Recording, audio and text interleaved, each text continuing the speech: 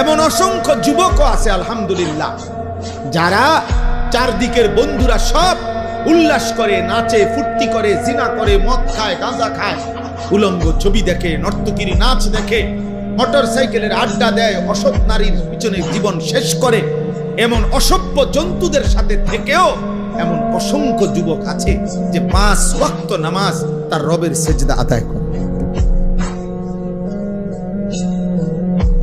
হ্যাঁ মিয়া, আলহামদুলিল্লাহ। জমিন কখনোই ভালো মানুষ থেকে খালি হয় না। ভালো মানুষ থেকে কি হয় না? খালি হয়। আল্লাহর কুদরত। অসৎ মানুষ দ্বারা জমিন কখনোই পরিপূর্ণ হবে আর পৃথিবী থাকবে এমনটা হবে না।